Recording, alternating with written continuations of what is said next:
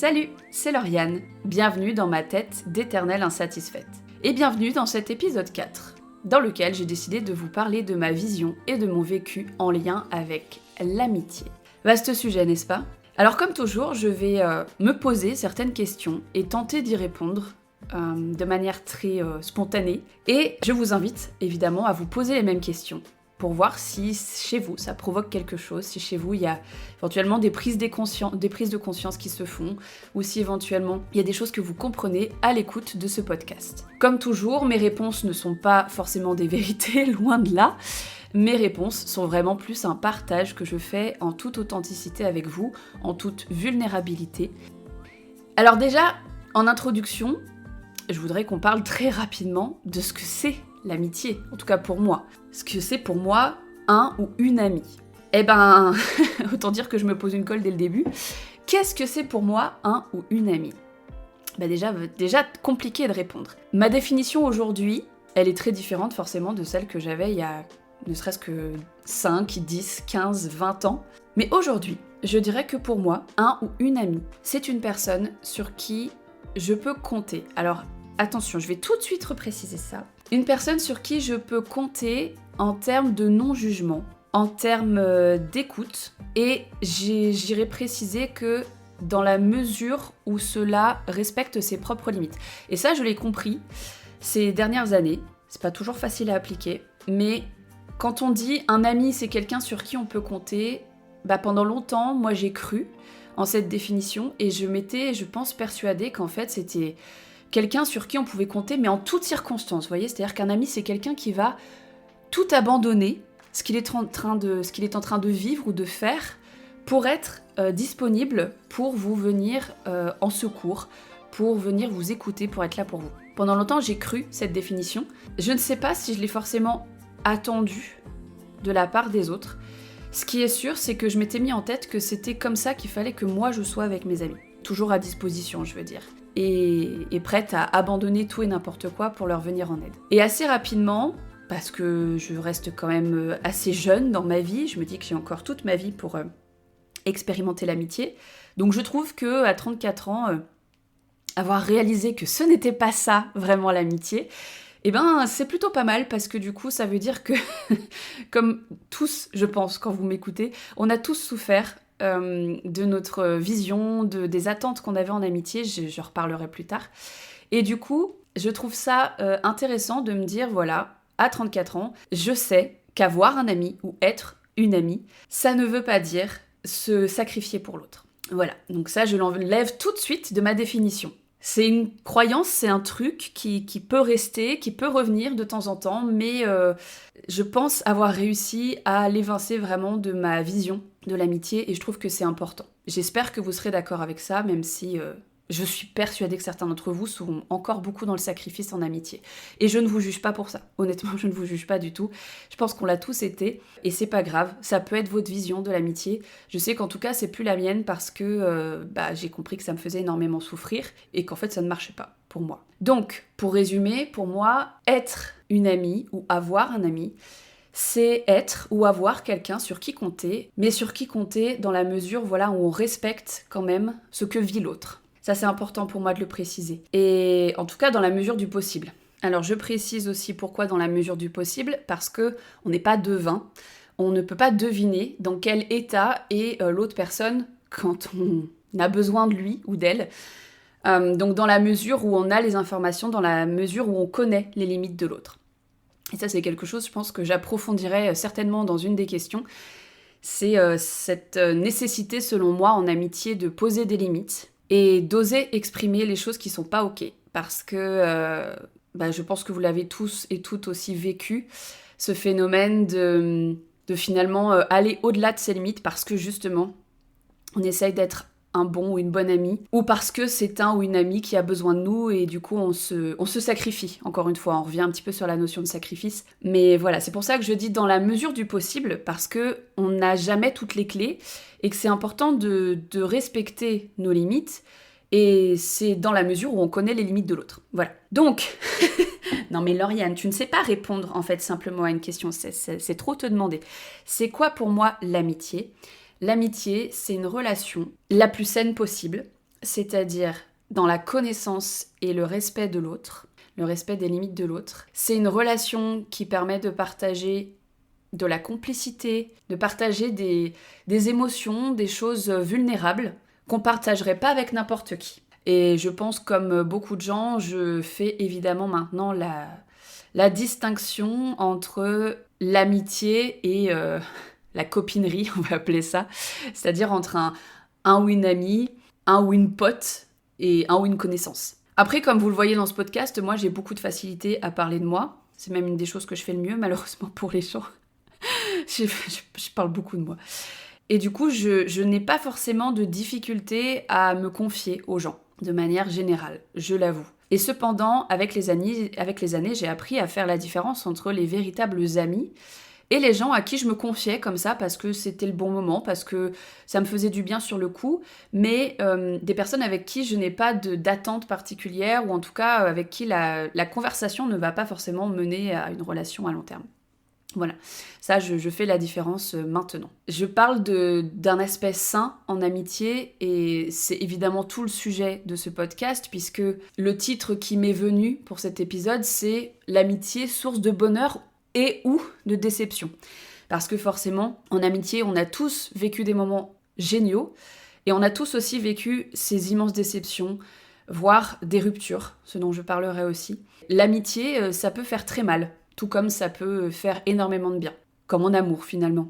Donc c'est pour ça que c'est important pour moi de parler d'amitié saine, parce que sinon on pourrait aborder tellement d'amitié. En fait, il y a peut-être autant d'amitié possible que de personnes sur Terre, parce qu'on a tous nos codes, on a tous notre vision de l'amitié, et la mienne ne vaut pas plus qu'une autre. Mais par rapport à ce que je vois autour de moi et à ce que moi j'ai expérimenté, je pense que l'aspect sain d'une relation amicale est quand même préférable pour la santé mentale, le bien-être et simplement pour évoluer de manière positive. Donc ça c'était l'intro, voilà, ça c'est du Lauriane tout craché, des intros de 10 minutes. Bienvenue dans mon podcast, pour ceux qui m'écoutent pour la première fois. Alors la vraie première question que j'ai envie de me poser, c'est quel est mon vécu de l'amitié ? Mon vécu de l'amitié en termes d'enfance, d'adolescence. J'ai souvenir que du coup Alors moi, il faut savoir que j'ai beaucoup déménagé dans ma vie. J'ai beaucoup déménagé et j'ai eu notamment un déménagement qui m'a, je pense, marqué à vie. C'est à mes 7 ans. Je suis passée de la région parisienne à la région d'Annecy. Alors aujourd'hui, je remercie infiniment mes parents de m'avoir permis de grandir à Annecy et je ne leur en veux pas du tout. Mais du haut de mes 7 ans, je l'ai très mal vécu. Je pense qu'on a été nombreux d'ailleurs à avoir un déménagement dans notre vie comme ça, qui nous a été imposé et qu'on a vécu de manière très injuste. Et très souvent, c'est lié aux amis qu'on perd. C'est pas une généralité, mais presque. Et moi, je vivais dans un quartier où j'avais toutes mes copines, j'avais un amoureux, et forcément, quand il a fallu partir, je me rappelle que je l'ai mal vécu, évidemment. Et en plus, hasard ou pas, c'est finalement assez peu de temps avant le déménagement que j'ai commencé à développer mes premières allergies alimentaires. Je fais le lien parce que plusieurs professionnels m'ont déjà fait penser que ça pouvait être un lien. Voilà, que finalement c'était un des traumatismes de mon enfance, alors traumatisme avec des grands guillemets, hein, on s'entend, mais que c'était une des douleurs de mon enfance qui s'était exprimée finalement par une allergie. Pourquoi pas ? Donc j'ai souvenir que voilà, jusqu'à mes 7 ans, j'avais ma petite bande de copines, et qu'évidemment, j'en garde des très bons souvenirs. J'ai aussi souvenir que voilà, on se chamaillait certainement souvent, mais voilà, c'était ma bande de copines, et évidemment, les quitter a été un déchirement. Et par la suite, j'ai souvenir que j'ai plutôt eu des amitiés uniques. C'est-à-dire que j'ai pas eu de bande de copines avant, je crois, le lycée. Donc entre la primaire finalement et le collège, j'ai eu à chaque fois un ou une amie de manière un peu isolée. Un voisin, une voisine, un camarade de classe. Je faisais même partie, alors je vais pas m'étendre sur la partie collège, n'est-ce pas ? Un jour peut-être, mais comme beaucoup de personnes, malheureusement le collège a été une période très difficile pour moi parce que j'ai vécu une forme de harcèlement. j'ai été rejetée par toute une classe. Et d'ailleurs, ça s'est reproduit en seconde par une autre classe. Alors ça, c'est quand même assez balèze d'être tellement stigmatisé qu'en fait, t'es rejeté par tout un groupe de personnes. Donc je vais passer assez rapidement sur le collège. Et en gros, en première, donc j'ai rechangé à nouveau de classe. Disons que les gens qui me jugeaient, en fait, ont été dispatchés dans les différentes filières. Et en première, je me suis retrouvée dans une classe donc de littéraire. Et là, j'ai de nouveau recréé, enfin c'est pas moi qui l'ai créé, mais en tout cas il y a un groupe qui s'est créé autour de moi, un petit groupe de nanas que j'embrasse si un jour elles passent sur ce podcast, n'est-ce pas. Je pense évidemment à Lise, à Marie. Oh putain, pardon. Pardon, putain, fais chier. Pardon, j'ai une pensée très particulière. Mais pourquoi je parle de ça aussi, moi? Je cherche la merde. Pardon. J'ai une pensée toute particulière pour Élise, qui fait bien entendu partie de la bande et qui nous a quittés cette année. Voilà, pardon. Ah putain, alors ça, j'ai pas vu venir, ça m'est revenu en pleine gueule, pardon. Vous voyez, des personnes avec qui on rompt le contact du fait des années, de la distance, de tout ça, et puis voilà, tu restes juste, on va dire, ami sur Facebook, et puis un jour, voilà, tu apprends des nouvelles comme ça, ça fait chier, voilà. Donc, juste pensée énorme pour vous les filles, je pense aussi évidemment à Hugo, à Jonathan, bref, voilà, notre petite bande, parce il y avait un noyau de petites nanas, mais voilà... on a été rejoints ensuite par d'autres personnes. Bref, au lycée, c'est le moment où j'ai reconstitué un petit noyau amical. Je vais redescendre l'émotion. J'ai eu la chance d'avoir autour de moi un noyau de personnes. Et en plus, quand j'y repense, c'est une des plus belles périodes de ma vie, le lycée. Parce que j'étais dans un lycée où déjà j'étais en option théâtre. Donc déjà, clairement, je faisais ce que j'aimais. Et j'étais entourée de personnes qui étaient dans les arts. Alors, étonnamment, dans mon groupe, dans ce fameux noyau, aucune personne n'était avec moi en théâtre. Aucune. Mais il y en a qui étaient en musique, il y en a qui étaient en audiovisuel, il y en a qui étaient en histoire de l'art. Et ça fait qu'on avait un petit groupe comme ça, une sorte de melting pot des options du lycée Charles Baudelaire, que j'embrasse ceux qui viennent du lycée Charles Baudelaire à Crangevrier. J'embrasse Madame Boubou si elle passe aussi. Un jour, je vous parlerai de Madame Boubou. C'était ma prof de français et de latin que je porte dans mon cœur définitivement pour ma vie entière, je veux dire.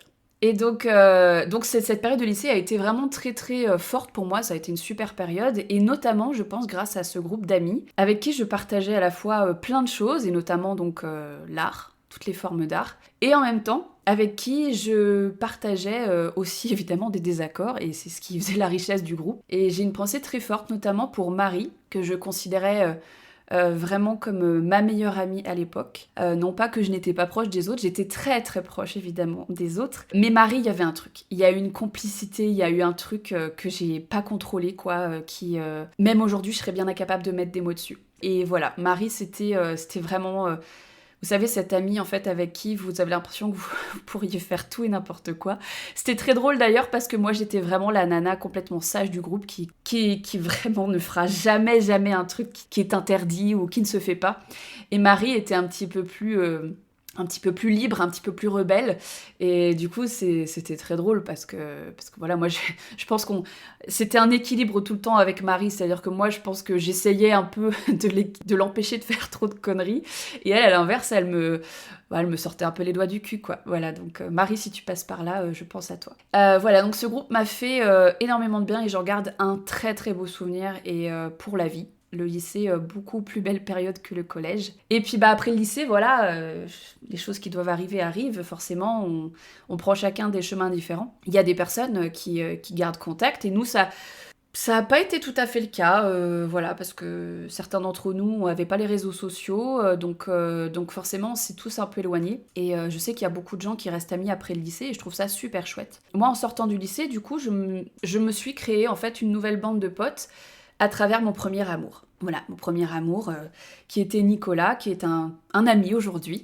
Mon premier amour. Et autour de Nicolas, il y avait voilà, des gens qui gravitaient, il y avait ses amis à lui.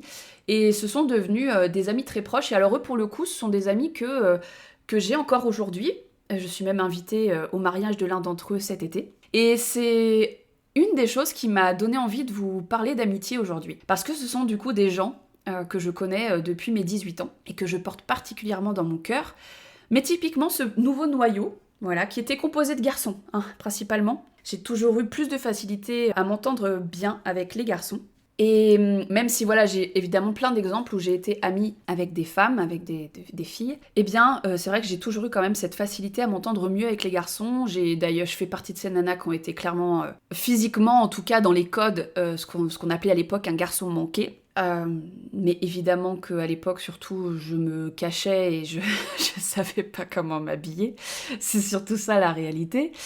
Et donc ce nouveau noyau, alors très masculin pour le coup, qui s'est créé autour de moi, de garçons plutôt geeks, voilà. Autour de ce premier amour qui était Nicolas, eh bien ces personnes-là, c'est des personnes avec qui je suis encore en contact aujourd'hui, assez peu souvent, mais vous savez, c'est le genre de personnes que quand vous les revoyez, vous avez l'impression que le temps n'est pas vraiment passé et que vous les revoyez toujours avec autant de plaisir. Alors pourquoi j'avais envie de vous parler, pourquoi ça m'a donné envie de vous parler d'amitié dans ce podcast aujourd'hui quand j'ai pensé à ce mariage au mois d'août et que j'ai pensé à ces gens-là? Eh bien parce que typiquement, ce sont des gens qui comptent énormément pour moi aujourd'hui, mais qu'il a fallu que je laisse un peu partir. Et là, on va entrer dans le dur, dans la partie plus souffrante de l'amitié, n'est-ce pas? Parce que moi, j'ai été cataloguée très vite par les gens comme, voilà, forcément hypersensible. Plutôt en tant qu'hypersensible, parce que les gens me disaient pas que j'étais hypersensible, à l'époque ça se disait pas. Mais en tant qu'hypersensible, les gens me cataloguaient comme la nana qui prend les choses trop à cœur. Alors là, je m'adresse vraiment à tous les hypersensibles qui écoutent ce podcast. Vous la connaissez cette phrase? Non mais... tu prends les choses trop à cœur, Lauriane. Combien de fois vous l'avez entendu cette phrase, hein? Eh ben moi, je ne les compte plus. Et donc je faisais partie notamment de ces personnes, parce que je suis loin d'être la seule à mon avis, qui, dans un groupe de personnes, si je vois qu'il y a des gens qui à un moment donné s'éloignent ou me rejettent, je le vis extrêmement mal, évidemment, mais je fais surtout partie de ces personnes qui vont l'exprimer, que je le vis très mal. Et ça donne un truc... pas très bien accueilli par les gens, c'est-à-dire qu'en gros, si je fais... j'ai même pas envie de dire que si je fais une erreur, mais en tout cas, si j'ai un mot malheureux, si j'ai une maladresse, si il y a quelque chose que je dis ou que je fais qui est évidemment toujours super bien intentionné, parce que, encore une fois, je reste une personne vraiment profondément gentille, et ça, je n'en démordrai pas, eh bien, on ne contrôle pas la manière dont les gens vont le vivre et l'interpréter. Et ça m'est arrivé, du coup, que des choses que j'ai pu dire ou faire soient vécues comme des maladresses, et je l'entends complètement. Et malheureusement, la réaction des gens, parce que les gens ne réagissent pas forcément comme moi, souvent les gens pouvaient se braquer ou se mettre en colère. Mais ce qui m'a toujours dérangée, c'est que les gens ne venaient jamais m'en parler. Les gens, en fait, avaient tendance à me fuir. C'est-à-dire que, voilà, il y a un truc qui leur a pas plu et puis ils prennent leur distance. Et pendant très longtemps, malheureusement, ma vision de l'amitié, elle a été biaisée par ça. Par ce côté, ok, il y a quelque chose qui t'a pas plu et on n'en parle pas. On n'en parle pas, juste on me rejette. Et en plus, ça peut aller loin, ces histoires-là, parce que je pense que vous avez tous vécu ça au moins une fois aussi.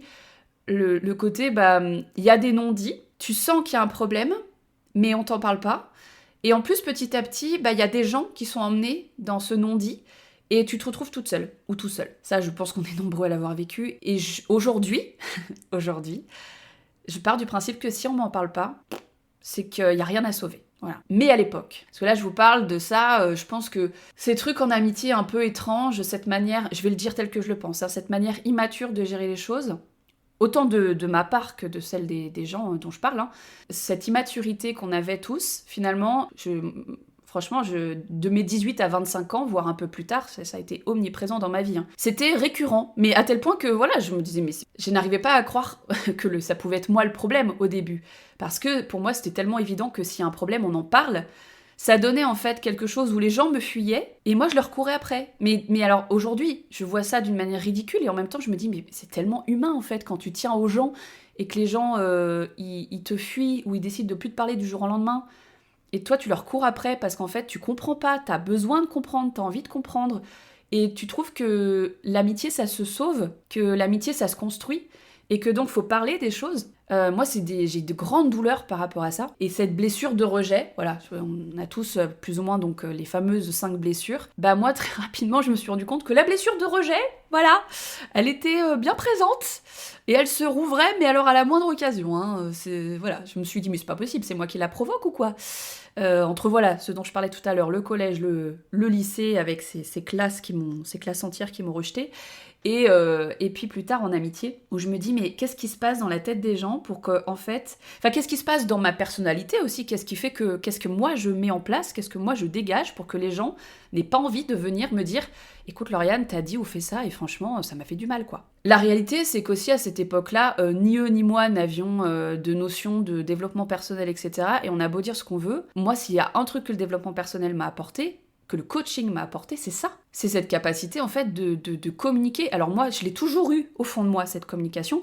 Par contre, c'était une communication désespérée, un peu. J'étais prête à tout pour récupérer mes amis, et surtout, je ne supportais pas qu'on ne me dise pas les choses. C'est-à-dire que moi, si tu me mets quelqu'un qui est en colère contre moi, mais qui est en silence face à moi, bah pendant longtemps, en fait, je me battais pour que la personne parle. Je ne m'en veux pas pour ça. Il y a des gens qui m'en ont voulu pour ça et je comprends, je le respecte. Mais moi, je vais jamais m'en vouloir pour ça parce que c'est humain. Bien sûr que c'était pas la bonne stratégie. Alors ça, je vous le confirme. Si quelqu'un veut pas vous parler, n'insistez pas. Ça, je l'ai compris aujourd'hui. Au contraire, si la personne veut pas vous parler, non seulement vous allez aggraver les choses si vous forcez la communication et qu'elle a pas envie, vous vous rendez pas service. Mais en plus, enfin voilà, c'est complètement contre-productif. Et en fait, j'ai même compris que la personne, si elle veut pas vous parler, en fait, c'est que juste, il y a rien à sauver, encore une fois. Voilà. Faut lui laisser le temps, et si vraiment il y a quelque chose à sauver, la personne reviendra d'elle-même. Si elle veut vous parler, elle viendra vous parler. Par contre, moi, je mettais un certain temps à lâcher prise, quand je lâchais prise.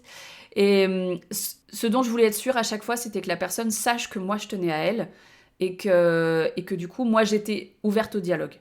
Donc ça pouvait se présenter comme voilà, le fameux tu utilises d'autres personnes en tant qu'intermédiaire pour parler du fait que tu souffres de cette situation et que tu as envie que les choses s'améliorent. Moi j'étais la meuf qui envoyait régulièrement aussi une lettre. Voilà, quand il y avait ce genre de situation, moi je me dis tu veux pas me parler? Ok, moi je t'écris. Voilà, j'étais cette personne. Et je pense que je le serai toujours un peu dans le fond. Simplement, maintenant, j'ai appris à réagir de manière beaucoup plus saine. J'ai envie de dire beaucoup plus adulte, mais finalement, voilà, c'est pas une question de... C'est une question surtout d'humanité, en fait. Enfin, c'est humain de pas avoir envie d'être rejeté. C'est humain de pas avoir envie... Ouais, d'être rejeté et de pas savoir pourquoi. Donc bref, évidemment, je me disperse. Mais vous voyez, c'est pour moi tout un... Tout est logique dans ma réflexion. Donc mon vécu de l'amitié, voilà, pendant très longtemps ça a été ça. Et donc mon vécu de l'amitié, ça a été... j'ai des amis que j'aime très fort, mais qui m'aimeront jamais à la hauteur de ce que moi... Pardon, je sais même pas comment formuler ça, tellement c'est bizarre. J'ai toujours eu l'impression d'aimer les gens plus fort, ou en tout cas de tenir à eux plus fort, que eux ne tenaient à moi. Je me suis rendu compte avec le temps que c'est pas que je les aimais plus ou que je tenais plus à eux, c'est juste que moi je suis quelqu'un de très nostalgique. Et quand je vois une personne, en fait, je vais penser aux moments positifs que j'ai passés avec cette personne. Donc si j'ai eu des grands moments de complicité avec quelqu'un, quand elle me rejette, ou quand je la vois moins, ou quand elle prend de la distance, eh bien, je vais tout de suite me rendre compte de ce que je perds. Même si on n'a eu que 2-3 moments sur une année, tu vois. Je vais tout de suite me dire je perds des moments de complicité. Et moi, c'est tellement ma respiration, en fait, les moments de rire, de partage. C'est des gens avec qui je faisais beaucoup de soirées jeux de société, des soirées jeux de rôle, des soirées comme ça. Et du coup, j'ai vraiment souvenir de moments juste magiques que je passais avec eux. Et quand nos vies de jeunes adultes ont fait que, on est partis aux 4 coins de la France pour étudier dans des endroits complètement différents, j'ai eu vraiment un deuil à faire, mais ce deuil, je me rends compte, juste avec ce mariage qui a lieu au mois d'août, je me rends compte que ce deuil, il est commencé, hein. Il n'y a pas de souci, mais il est encore en cours. Il est encore en cours et j'aurais peut-être besoin de toute une vie pour le faire. Il y a des personnes dont je ne fais jamais le deuil de l'amitié, en tout cas, que j'ai pour ces personnes, de cette complicité, comme si je pouvais toujours retrouver cette complicité, ces soirées qu'on avait passées ensemble, alors que finalement on n'en fait plus des soirées ensemble. Mais voilà, je suis une profonde nostalgique et ça crée un petit peu du coup cette sensation que les gens me manquent. Et voilà, moi en tant que bon profil 4 de l'énéagramme en tant que bonne base de profil 4, eh bien forcément je suis nostalgique, je vibre le manque et le manque des gens et des moments passés. Alors ça c'est très fort chez moi et forcément ça passe aussi par l'amitié et par les beaux moments que j'ai vécus avec ces gens-là. C'est pour ça que j'ai aussi très mal vécu. Alors bon, tout à l'heure je parlais du fait que ce groupe il s'est créé autour de ma première histoire d'amour. Et forcément, dans ce genre de groupe de personnes qui restent un peu avec les années, même il évolue, eh bien, moi j'ai eu d'autres petits amis qui ont rejoint un peu le groupe, qui étaient là mais de loin et qui du coup se sont investis un peu plus dans le groupe. Et je pense que je suis pas la seule à avoir vécu ça non plus. Un couple dans un groupe d'amis, ça donne quoi en général lorsqu'il y a séparation ? Hein? Qu'est-ce que ça donne? Et ben voilà, ça donne qu'à un moment donné, les gens essayent de ne pas prendre parti, mais qu'en fait, bien malgré eux, ils prennent parti. Surtout que c'est moi qui avais... Donc là, je parle plus du premier amour, mais d'un autre. Et quand c'est moi qui ai rompu, même si, selon moi, et je continuerai à le penser jusqu'à la fin de ma vie, j'ai fait les choses de manière clean. C'est-à-dire que une rupture, ça fait forcément mal. Et je regretterai toute ma vie d'avoir fait du mal à des personnes qui comptaient énormément pour moi et que j'aimerais toute ma vie. Mais je suis désolée, quand je vois certaines ruptures autour de moi et la manière dont c'est fait, je me dis, moi, je suis désolée, j'aurai toujours cette fierté de me dire, justement, moi, pour les ruptures, j'ai communiqué, j'ai dit clairement ce qui n'allait pas. J'ai même souvent mis des warnings avant pour dire, attention, ça pue du cul, là, ça va peut-être bientôt se finir si ça continue comme ça. Et je dis pas qu'une rupture, ça fait pas mal, bien sûr que ça fait mal, mais à partir du moment où je le fais vraiment dans la sincérité, dans le respect de la personne, que je suis disponible. En plus, moi, je supporte tellement pas, du coup, qu'on me rejette sans explication, que moi, je suis disponible pour des explications. C'est-à-dire que je suis pas du genre à couper les ponts, à fuir du jour au lendemain, etc. Oui, ma décision, elle est prise et elle est irrévocable, mais par contre, je suis là pour en discuter. Et c'est en ce sens que j'ai toujours trouvé que mes ruptures étaient clean. Voilà. En tout cas, à peu près toutes, je crois. Et c'est pour ça que j'ai d'autant plus mal vécu le fait que lors de cette rupture que j'ai considérée comme la plus clean possible, j'ai très mal vécu le fait qu'en fait la plupart de mes amis, qui étaient devenus amis avec lui entre-temps, se sont mis en mode réconfort autour de lui, parce que j'étais un peu son premier amour, et du coup forcément il a énormément souffert de cette rupture, et je l'entends tout à fait. Mais les gens n'ont pas... vraiment fait la part des choses à ce moment-là. C'est-à-dire que ce groupe d'amis-là, ils se sont vraiment mis en mode cocooning. On va te changer les idées, etc. Donc ils ont commencé à faire des soirées de leur côté. Et du coup, c'était naturel que je sois pas là, parce que lui, ça l'aurait fait souffrir. Mais ils ont un petit peu oublié de faire des soirées avec moi, en face. Alors que visiblement, ils avaient rien à me reprocher et ils me portaient toujours dans leur cœur. Mais voilà, ils se sont mis en mode sauveur, je pense. Et moi, j'ai été complètement rejetée de ce groupe-là. Et donc, en plus de la rupture qui, certes, était de mon fait, donc j'assume, ça veut pas dire pour autant que j'allais extrêmement bien, ça veut pas dire pour autant que je pétais la forme. Rompre avec quelqu'un qu'on a aimé, c'est jamais évident. Même si j'étais pas celle qui souffrait peut-être le plus, si on doit vraiment comparer les choses. Perdre mes amis dans la foulée, non, c'était pas le plan et c'était pas cool. Et il y a une vraie rupture qui s'est faite à ce moment-là. Et d'ailleurs, je vais donner un exemple très très con, vraiment très très con.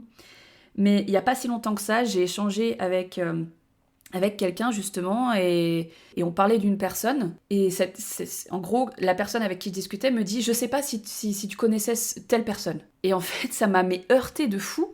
Parce que je lui ai dit « Bien sûr que si, je connais cette personne. En fait, on faisait des soirées de ouf ensemble. Enfin, bien sûr que si, je connaissais cette personne. On avait passé plein de soirées ensemble, tous ensemble, tu te rappelles pas ?» Et en fait... c'est comme si finalement ce second groupe qu'ils avaient créé, il avait occulté tout ce que nous on avait fait. Et moi qui me raccrochais tellement à ces moments précieux, je vous laisse imaginer le drame que ça a pu provoquer en moi, déjà au moment où je le vivais, mais de me rendre compte encore aujourd'hui, 10 ans après, qu'en fait les gens ne se rappellent pas que à la base j'étais là, à la base je faisais partie du groupe. Bref. Là, ça vient taquiner un peu l'effet de groupe et le côté... Enfin voilà, on est dans l'amitié, mais voyez, cette notion de groupe et où on perd un peu son individualité, où en fait les gens se rappellent plus de qui était là, là où moi, j'attachais beaucoup d'importance aux personnes qui étaient présentes. Bref, je suis désolée, là je vous parle vraiment d'exemples très concrets, en plus je vous donne pas de prénom et tout ça pour pas forcément que les gens qui entendraient ce podcast se sentent coupables de quoi que ce soit. J'essaye juste de vous parler de ressenti et j'espère que c'est suffisamment clair. Si ça l'est pas, je suis désolée. Je verrai en réécoutant si c'est assez clair. Bref, donc mon vécu de l'amitié, jusqu'à très récemment finalement, il a été très douloureux parce qu'en fait je me constituais des groupes de personnes qui pour moi étaient vraiment des personnes très importantes avec qui je partageais des super moments et que la vie étant ce qu'elle est, forcément à un moment donné tu t'éloignes voilà, je me rappelle de quelqu'un justement qui m'avait dit mais Lauriane, que tu le veuilles ou non, les groupes ils évoluent. Les gens, ils évoluent et en fait, le groupe change et tu n'y peux rien. Et j'entendais ça. Sauf que ce que je comprenais pas, c'était que le groupe évolue ensemble, sans moi. C'est-à-dire que si chacun est dans son coin et personne se voit, ok. Mais je connaissais la réalité. La réalité, c'est que ces gens, ils se voyaient entre eux, sans moi. Et ça, je pense que personne ne comprendra jamais la douleur que ça a provoqué en moi. Ça a tellement appuyé sur cette blessure de rejet pendant longtemps. Et encore aujourd'hui, avec ce mariage qui approche, je me rends bien compte que j'ai encore beaucoup d'attentes vis-à-vis de ces gens-là. C'est des gens que j'aime, que j'apprécie, et avec qui j'ai encore envie de partager des bons moments, je sais pas, c'est un truc que je pourrais jamais contrôler. Donc c'est des gens qui ont été des amis et qui ne le sont plus aujourd'hui. Je peux pas dire aujourd'hui que ce soit des amis parce que c'est pas des gens avec qui on s'appelle on prend des nouvelles de temps en temps, mais voilà, ce sont de vieux amis, comme on dit. Voilà. Et cette nostalgie, cet attachement que j'ai aux gens, il me fait encore aujourd'hui un peu souffrir. Ça va mieux, parce que j'ai réussi à prendre du recul, mais en attendant, je souffre encore des attentes que je peux avoir vis-à-vis de ces personnes, et je pense que je souffre encore de ce rejet qu'ils ont mis en place avec moi. Et avec les années, je vois bien qu'ils n'ont jamais rien eu à me reprocher, qu'ils sont très contents de me voir, etc. Mais par rapport à l'affection que moi je leur ai portée pendant longtemps et que j'ai ressenti qui m'était renvoyée en pleine gueule, je sais pas si vous voyez ce que je veux dire, mais bref. Donc c'est des gens qui ont beaucoup compté pour moi et voilà. Le fait est que la manière dont moi je les aimais et la manière dont moi je les considérais, j'ai jamais eu en face cette réciprocité. Voilà, je l'ai eu des fois par moments, très bref, ce qui m'a permis de me dire, tu vois Lauriane, c'est juste qu'il l'exprime pas de la même manière que toi. Mais en attendant, moi, ma manière d'être me faisait souffrir. Parce qu'être attachée autant aux gens, voilà, ça m'a toujours fait énormément souffrir. Et donc, en tant qu'adulte, est-ce qu'à un moment donné, on passerait pas à une autre question ? En tant qu'adulte, qu'est-ce que ça donne ? Aujourd'hui, et je dirais depuis 5 ans, j'ai vraiment 3 amis très très chers, qui du coup, maintenant que je suis dans le Tarn, que je me suis éloignée de tout le monde, ce sont des amis à distance, comme je l'ai déjà dit dans 1 ou 2 podcasts, mais ce sont des amis, 3 femmes très différentes, que j'ai rencontrées dans des cadres très différents, qui ne se connaissent même pas, mais ce sont 3 amis qui m'apportent des choses, toutes les 3 très différentes, et je pense que moi-même je leur apporte des choses différentes. Mais ça, pour moi, c'est aujourd'hui en accord avec ma vision de l'amitié. C'est-à-dire que ce sont des relations dans lesquelles il y a une forme de non-jugement, une forme de réciprocité et une communication dans lesquelles je me retrouve. Ça veut pas dire que ce sont des relations parfaites, loin de là, surtout que c'est quoi une relation parfaite, mais ce sont des relations que j'estime saines. Et pourtant, elles sont toutes les 3 très différentes. Autant les personnes que les relations. Je vais les citer, elles, en revanche, parce que j'ai envie, et elles vont pas être étonnées, je parle tout le temps d'elles. Mais je pense évidemment à Sabine, à Anne-Sophie et à Sophie, qui sont un peu mes 3 drôles de dames. Et ce sont mes 3 amies proches. Pas géographiquement malheureusement, mais qui sont proches. Et là où je trouve que nos relations sont saines, c'est qu'en fait, elles ne m'apportent pas les mêmes choses, je ne communique pas de la même manière avec toutes les 3. Et du coup, c'est là que je me rends compte que l'amitié, c'est ça. Par exemple, une amie, ou une meilleure amie, enfin voilà, c'est cette expression meilleure amie, c'est un truc qui m'énerve aussi. Mais une amie très proche, ou un ami très proche, c'est pas une personne avec qui tu vas pouvoir tout dire, tout échanger, etc. C'est pas forcément ça. Parce qu'en fait, étonnamment, il y a des sujets sur lesquels je vais plus aller avec l'une que l'autre. Toutes les 3 sont dans le non-jugement, mais selon ce que je vais vivre, je vais avoir plus envie de me confier à telle ou telle personne. Quand j'ai quelque chose qui me fait mal, je ne vais pas appeler les 3. Je ne vais pas contacter les 3 pour me confier. Et c'est là où j'ai compris que ces relations étaient saines parce qu'il y avait une communication, il y avait un échange, et que du coup c'est là que je me suis dit, elle m'apporte quelque chose, c'est sain. Et surtout, j'ai l'impression que tant qu'elle communique avec moi, c'est que je leur apporte aussi quelque chose. Donc en tant qu'adulte, j'ai une vision de l'amitié qui est complètement autre et qui est beaucoup plus en accord avec mes valeurs actuelles, et notamment avec cette notion de limite et de besoin. Pourquoi je dis que je vais me confier plus facilement à l'une d'entre elles qu'aux deux autres, par exemple, sur tel ou tel sujet? Parce que des fois, j'ai essayé de me confier sur tel sujet à telle personne et que j'ai senti que en face, la personne n'était pas... C'est pas qu'elle était pas à l'écoute, hein, mais elle avait pas la réaction qui me faisait du bien. Voilà. C'est pas un sujet où elle se sentait suffisamment à l'aise pour m'apporter ce dont j'avais besoin à ce moment-là. Et plutôt que d'insister et de me dire... de lui dire ouais mais attends moi quand je te parle de ça j'aimerais bien que tu me respectes, que tu m'écoutes et puis qu'au lieu de me dire ça bah tu me dises ça. En fait au lieu d'essayer de modifier la manière dont elle réagit par rapport à ce que je lui partage, et ben j'ai simplement, et c'est là où je remercie la vie de me permettre d'avoir ces 3 amies merveilleuses, c'est qu'en fait, bah simplement, sur une des 3, ou des fois il y en a 2 sur 3, ou des fois 3 sur 3, c'est très bizarre de parler comme ça, mais je vais avoir envie de me confier sur tel sujet à telle personne parce que je sais que ça va lui parler, je sais qu'elle va comprendre et qu'elle va donc mieux accueillir. Quand on se confie à une amie, souvent c'est pour être réconforté, c'est pour avoir une oreille attentive, donc si je me confie à quelqu'un, c'est que d'une part j'estime que par rapport à ce que moi j'attends ou ce dont moi j'ai besoin, je sais qu'elle va m'apporter ce dont j'ai besoin, et surtout j'ai compris aussi que une fois que tu connais la personne en face et que tu connais ses limites à elle, eh bien ça te permet aussi de savoir ce que tu peux lui confier ou non. Parce qu'il n'y a pas que moi, quand j'ai envie de confier quelque chose, je peux pas me prendre en compte que moi. Même si je sais pas si la personne est très disposée à écouter, je sais si ce sont des sujets qui vont être faciles à accueillir pour elle ou pas. Donc c'est vraiment un équilibre entre moi, ce dont j'ai besoin et ce que je sais que la personne peut m'apporter, et les limites de la personne. C'est pour ça qu'il y a certains sujets que je vais pas forcément aborder avec l'une ou l'autre. Soit parce que je sais que ce qu'elle va me dire, ça va pas me faire du bien, parce que je sais un petit peu comment elle va réagir. Soit parce que je sais que c'est par rapport à son vécu à elle, à ses limites à elle, c'est pas quelque chose que je peux aborder facilement. J'espère que c'est assez concret ce que je dis. Donc aujourd'hui, je me sens... ça me rend triste de pas les voir en vrai, ces personnes-là qui habitent loin. Ça me fait beaucoup de mal parce que je manque cruellement de contact humain, comme je l'ai très bien expliqué dans mon premier épisode de podcast. De pas voir mes amies, de pas passer des moments avec elles, ça me fait pas du bien. Mais j'ai quand même cette immense chance de pouvoir communiquer avec elles à distance et j'ai cette immense chance de pouvoir compter, pour boucler la boucle, compter sur elles quand j'en ai besoin. Et j'essaye de faire de mon mieux pour qu'elles puissent compter sur moi également à l'inverse quand elles en ont besoin. Parce que je pense, il faudrait leur demander, mais je pense que c'est pareil pour elles. Elles viennent chercher chez moi ce que je peux leur apporter, ce qu'elles savent que je suis capable de leur apporter quand elles en ont besoin, et je ne doute pas du fait qu'elles vont chercher chez d'autres personnes ce dont elles ont besoin et ce à quoi moi je ne suis pas capable de répondre. Pour moi, c'est vraiment un échange, et quand on dit que c'est important de s'entourer de personnes qui nous ressemblent et qui ont les mêmes valeurs, c'est vrai, mais la personne n'a pas besoin d'être exactement comme nous en fait. Parce qu'on n'est pas obligé d'avoir une amie qui nous ressemble tellement qu'elle partage tout avec nous. Au contraire, je vais faire une petite parenthèse. C'est étonnant que j'en ai pas plus parlé dans ce podcast, mais il y a une amie que j'ai eue, ça a duré 3-4 ans, et ça a été une amitié tellement fusionnelle que la rupture, c'est une rupture quasi amoureuse qui a eu lieu. De toute façon, tout le monde a fait cette comparaison, a dit non mais attendez, c'est comme si vous étiez en couple.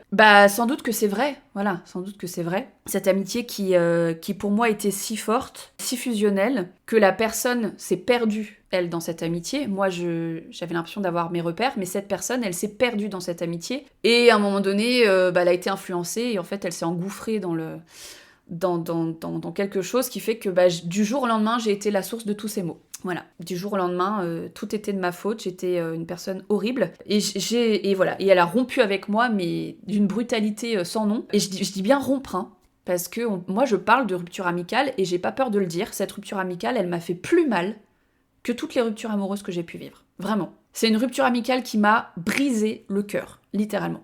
Et justement, cette personne, j'ai tenté de la retenir pendant des mois, des années. J'ai tenté de comprendre, je l'ai harcelée pour savoir. Je voulais juste savoir ce que j'avais fait de mal. Parce qu'en plus, elle m'a tourné le dos sans que je sache pourquoi. J'ai fini en thérapie. Je vous le dis tout de suite.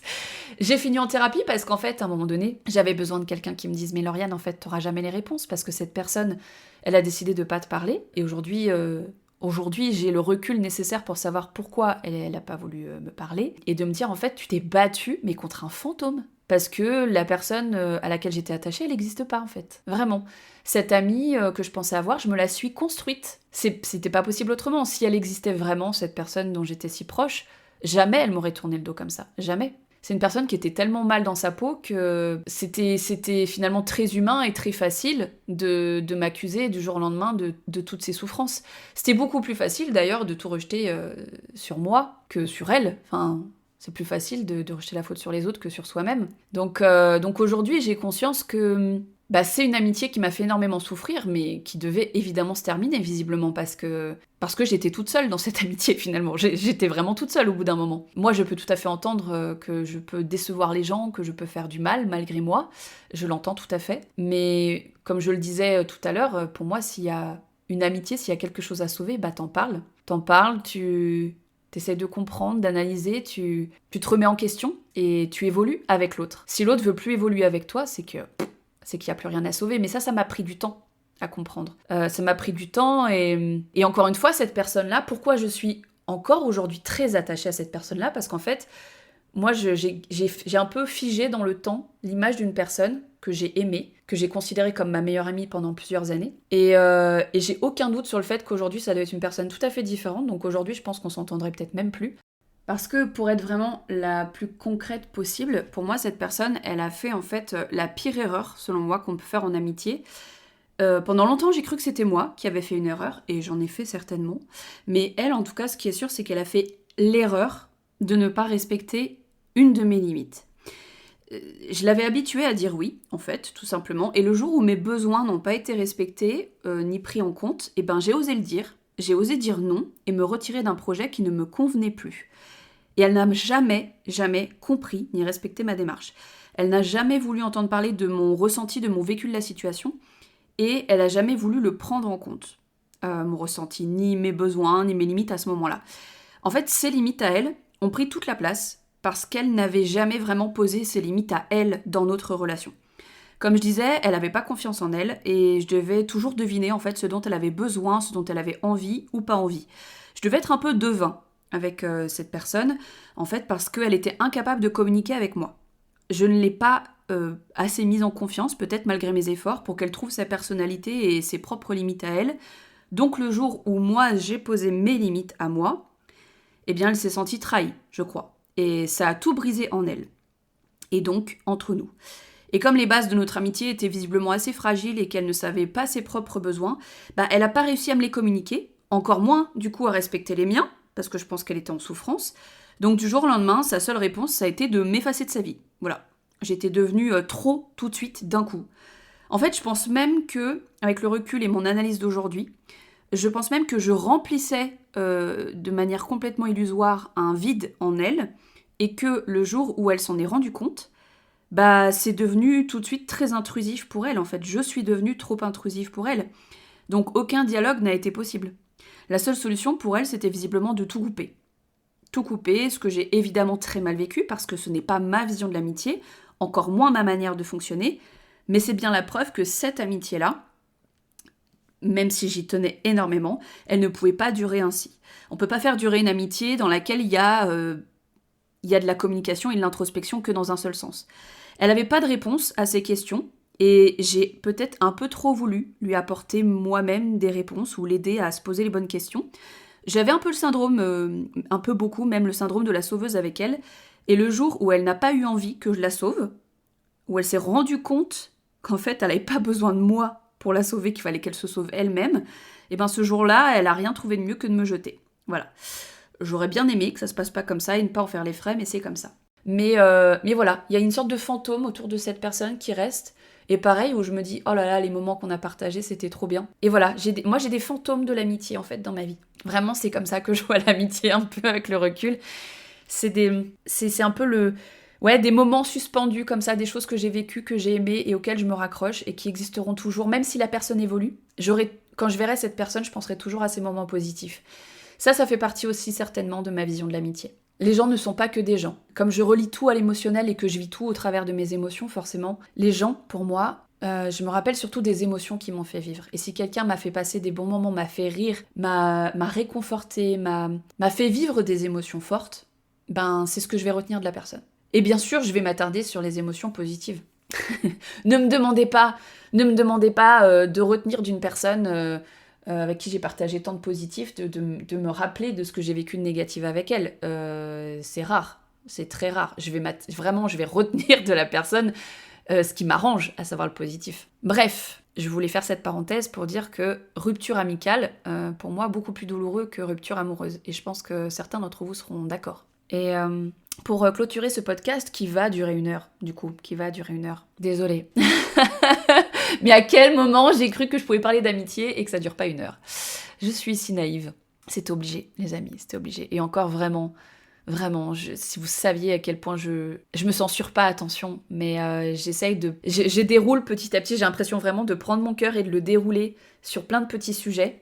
Mais vraiment, j'essaye de rester cohérente dans ce que je vous partage et j'espère que c'est toujours agréable à écouter pour vous. Mais ceux qui me connaissent personnellement dans la vie savent que je pourrais faire des podcasts de 3 heures en fait. Donc sachez que des podcasts d'1 heure, c'est en soi un effort finalement. Parce que oui, je suis capable de parler toute seule pendant 3 heures. Parler de moi en plus pendant 3 heures. Mais parce que vous voyez bien que tout ce que je le vis au travers de mes émotions et que ce sont des choses que peut-être des personnes vont vivre comme des choses lambda, anecdotiques. Moi, ça va me marquer à vie et du coup c'est des choses dont je vais avoir envie de parler parce que c'est des choses qui m'ont marquée, qui m'ont construite en fait.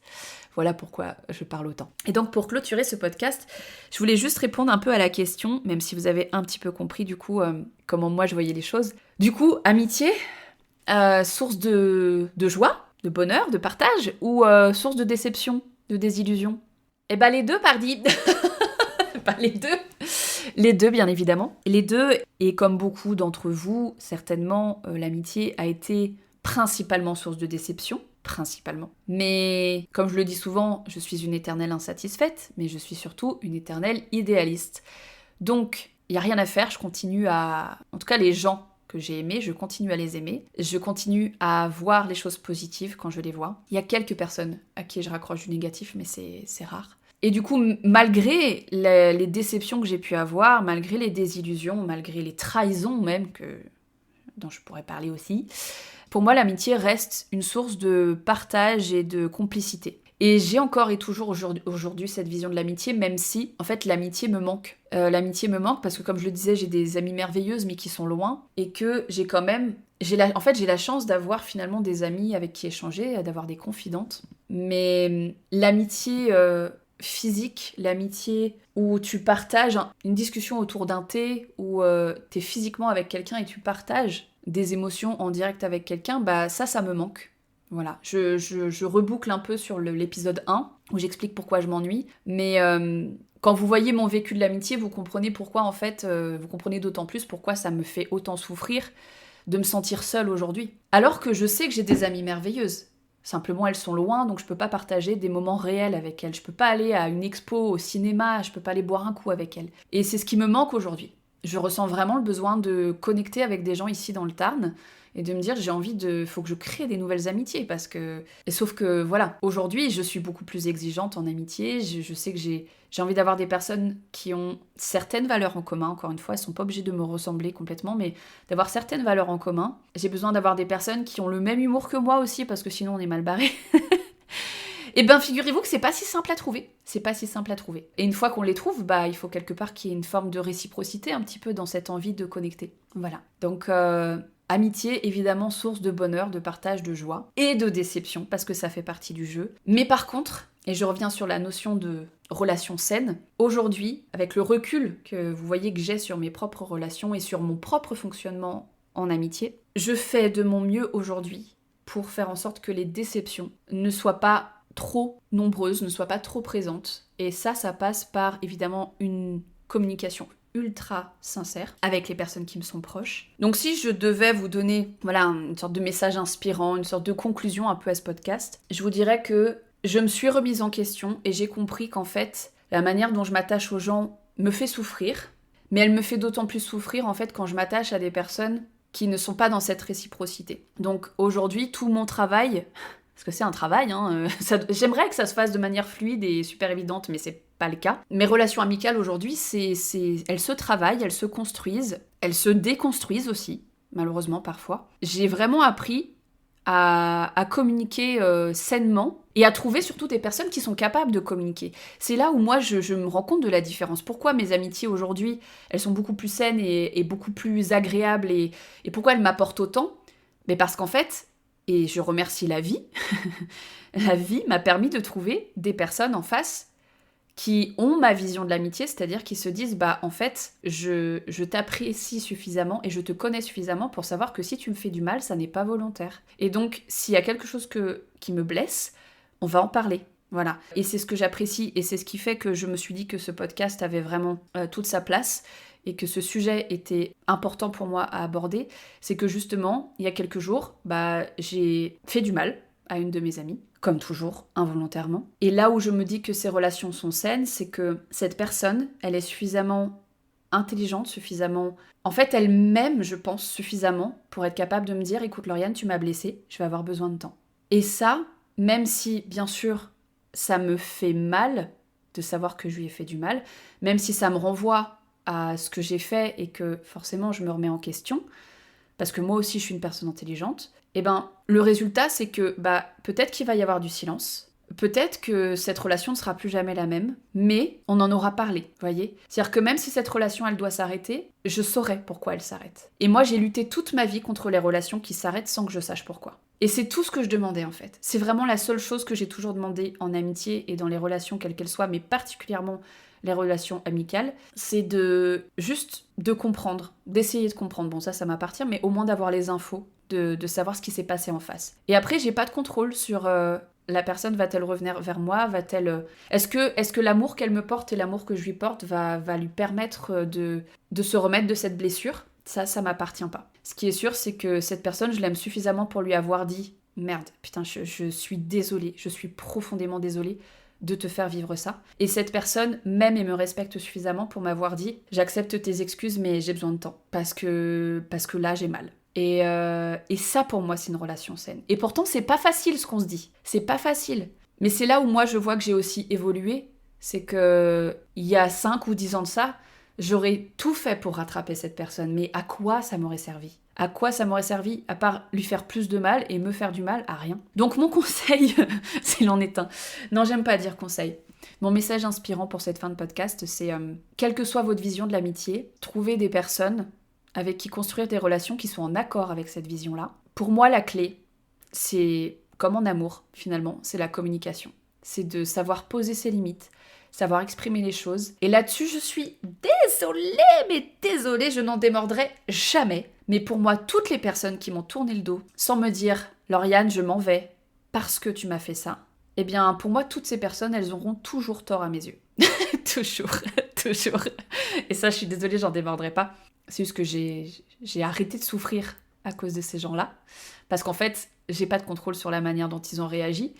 Mais ça m'a permis de comprendre qu'en fait, ces gens-là, si leur manière de réagir, c'est de plus communiquer, ça les regarde. Mais par contre, moi, je peux plus fonctionner comme ça. C'est pas possible. Je ne peux plus aimer, je ne peux plus côtoyer des personnes qui sont capables de me tourner le dos sans explication. Ça n'est pas ma manière de fonctionner. Et ça n'est pas sain, je trouve. Donc voilà, protégez-vous en choisissant des personnes pour vous entourer, pour vous soutenir. Choisissez des personnes, pas forcément qui vous ressemblent, mais qui ont le même mode de communication que vous, ou avec qui en tout cas vous trouvez une fluidité de communication.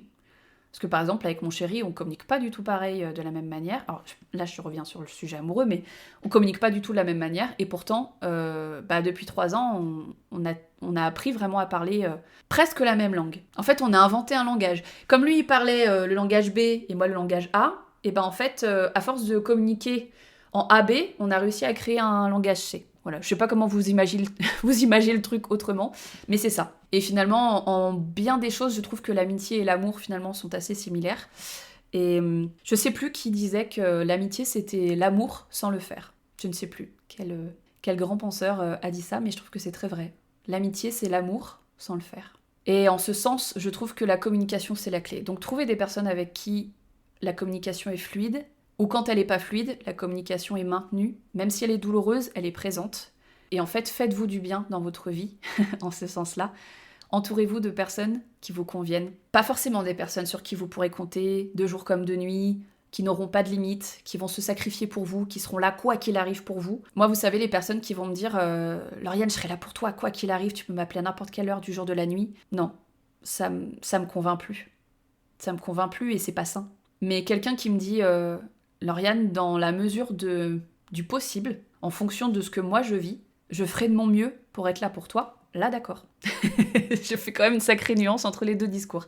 Sur ce, écoutez, il va falloir que je m'arrête à un moment donné sur ce sujet, même si je pourrais parler encore des heures et des heures. Je voulais vraiment aborder ce sujet avec vous et j'ai hâte, vraiment hâte d'avoir vos partages d'expérience, vos retours sur ce sujet qu'est l'amitié. N'hésitez pas à me partager votre vision. Je vous remercie encore une fois de soutenir ce podcast. Alors, le premier épisode a été très écouté. Ceux d'après ont été beaucoup moins écoutés. Mais en même temps, voilà, ils existent. Donc vous pourrez aller les écouter quand vous en avez envie, quand vous en avez le temps. Et il y a peut-être certains sujets qui vous intéressent pas, donc vous écouterez jamais tel ou tel épisode, et c'est pas grave. Mais je tenais à vous remercier pour votre soutien qui encore est toujours là. Moi, vous voyez, je suis quand même super fière parce qu'on arrive à l'épisode 4 et que voilà, je continue, je tiens bon. Et je tenais à vous remercier pour ça parce que c'est en grande partie grâce à vous, grâce à vos retours, grâce à vos encouragements. Donc merci sincèrement du fond du cœur pour ça. Je vous souhaite du plus profond de mon cœur de trouver des personnes avec qui vous allez pouvoir développer des relations saines et des relations qui vous correspondent. Je vous fais plein de gros bisous et je vous dis à très bientôt pour un nouvel épisode de Dans la tête de Yaya, éternelle insatisfaite.